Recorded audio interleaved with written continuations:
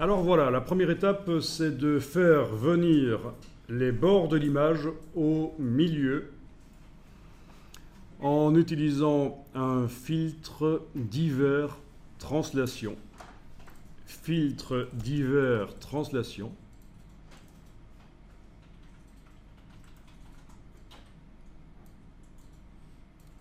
Et alors on va faire une translation, elle fait en vertical, je sais qu'elle fait 768, donc je peux mettre à peu près 350. En horizontal, elle fait 1024, bon, je peux mettre à peu près 500. Et là, vous voyez les bords de l'image qui se déplacent au milieu.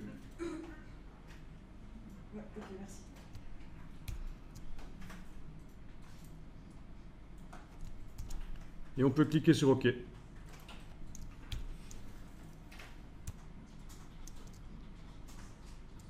Donc, le résultat, c'est quoi? C'est que les bords de l'image, maintenant, sont au raccord, puisque c'est anciennement le centre de l'image. C'est-à-dire que, forcément, le bas, ici, est au raccord avec le dessus. La droite est au raccord avec la gauche. Ben oui, c'est le milieu de l'image qui est allé sur les bords. J'ai fait une translation. Et les problèmes de raccord sont maintenant au centre. Et c'est quand même plus facile pour les maquiller quand ils sont au centre. On va enregistrer l'image. Je vais l'enregistrer sous le nom. Ça, vous avez fait filtre. Translation.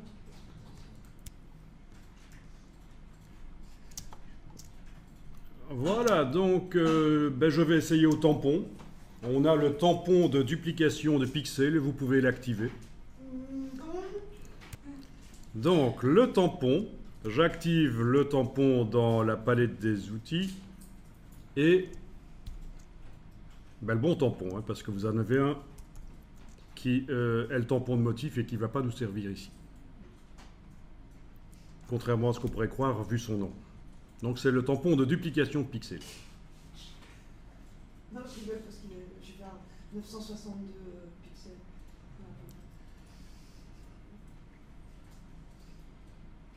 Et alors, quand vous travaillez au tampon, il faut absolument faire du non destructif.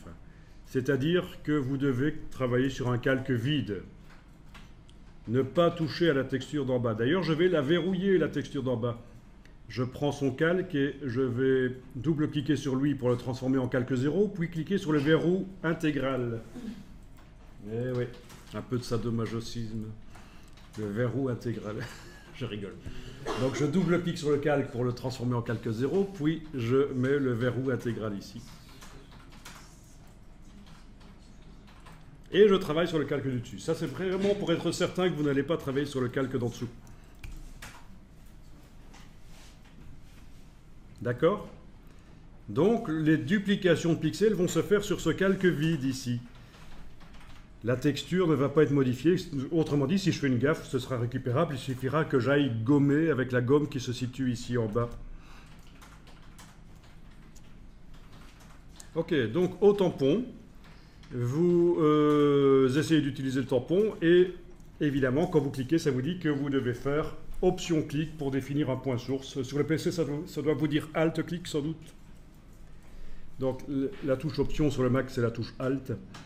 Donc ça veut dire que vous devez, avant d'utiliser l'outil tampon, enfoncer la touche Alt et aller dire que tiens, pour enlever la ligne que je vois à cet endroit-là, je dois aller à côté, prendre de la texture, en enfonçant la touche Alt et en cliquant.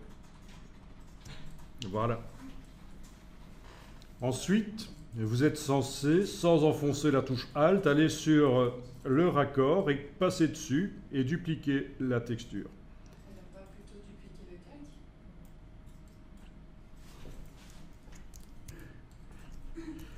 le calque? Ok, donc quand vous essayez de passer sur le raccord, vous voyez que ça ne fonctionne pas. Pourquoi? Mais parce que actuellement, le tampon est réglé pour aller chercher des pixels uniquement sur le calque sur lequel on est en train de travailler. Il faut, dans les options du tampon là au-dessus, dire qu'il va échantillonner non seulement le calque actif, mais aussi le calque inférieur, les calques inférieurs, Ou tous les cas. ou tous les calques, ce qui revient au même dans ce cas-ci, puisqu'on n'a pas de calque au-dessus du calque sur lequel on est en train de travailler. La différence entre actif et inférieur et tous les calques, c'est ça, c'est que tous les calques, ça va aussi tenir compte des calques qui sont au-dessus. Mais voilà, vous choisissez l'un ou l'autre, en tout cas pas seulement calque actif. Vous allez bien sûr modifier la dimension de la brosse. CTRL ALT et clic droit, je vous rappelle, on avait déjà vu ça je pense, hein, pour modifier la dimension de la brosse dans Photoshop. CTRL ALT sur le clavier, et sur le PC je crois même qu'il y a une des deux touches CTRL et ALT qui n'est pas nécessaire.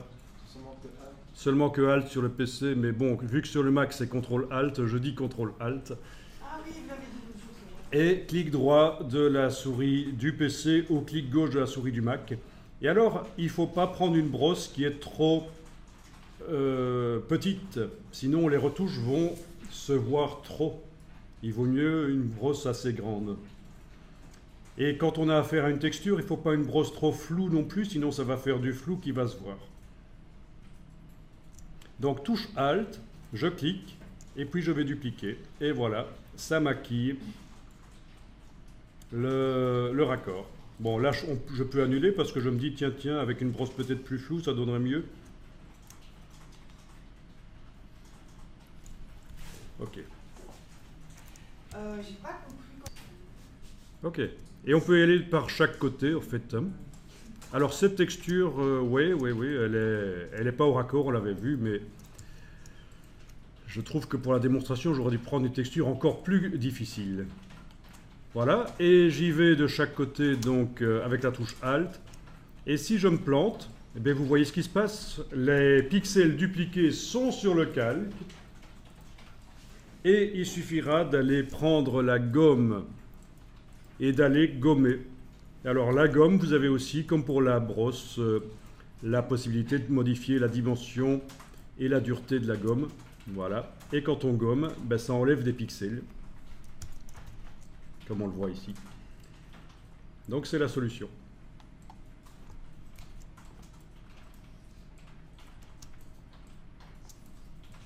Ça va ? Vous connaissiez pas cette technique? Si, mais Donc vous dupliquez la texture en fait. Mais vous voyez un intérêt à la duplication de texture par rapport à ceci? c'est logique, oui, complètement. Dans le cas d'un trucage photo, on pourrait avoir plein de calques sous le calque vide ici et aller chercher les infos sur plein de calques en même temps. C'est ça qui est intéressant aussi avec cette technique. La technique qui consiste à dupliquer le calque, en fait je pense que c'est pour les personnes qui ne connaissent pas cette option qui permet de dire au tampon qu'il va chercher les pixels sur les calques d'en dessous.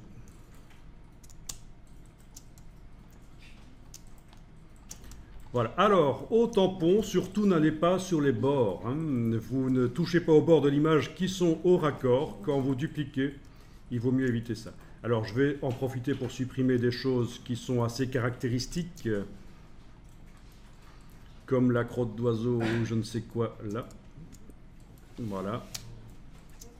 Et tu choisis la croix.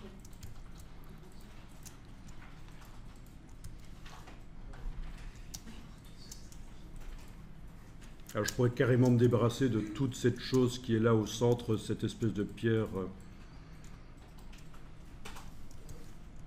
Alors ici, je n'ai pas normalisé les lumières et donc j'ai parfois des petits problèmes quand je duplique, ça fait plus clair, plus foncé.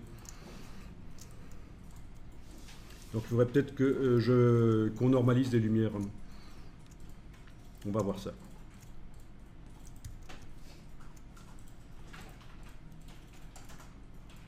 Peut-être avec une autre texture.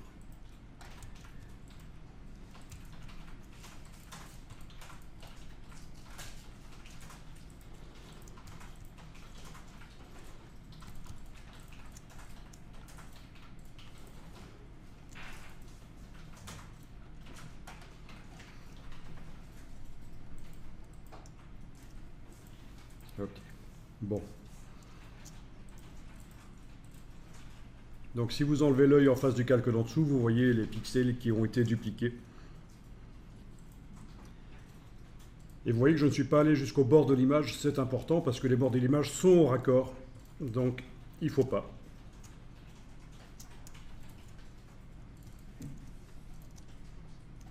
Ok, ben je peux voir ce que ça donne quand on utilise cette texture. Donc d'abord je vais enregistrer, puis je vais exporter vers une page web éventuellement.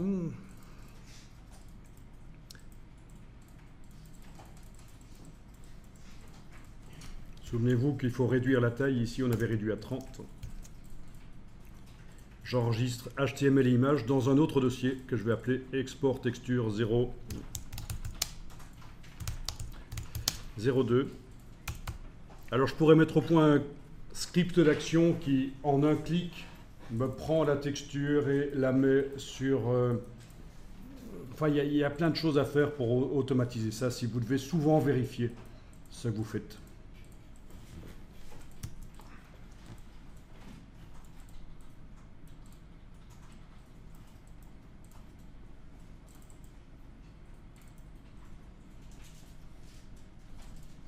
Voilà. Donc la texture se répète, les raccords ne sont plus visibles, on voit la répétition, on voit que c'est une texture qui se répète, mais les raccords ne sont plus visibles. Bon, il faut voir ce que ça donnerait avec des panneaux par-dessus, parce que là c'est la texture brute seule.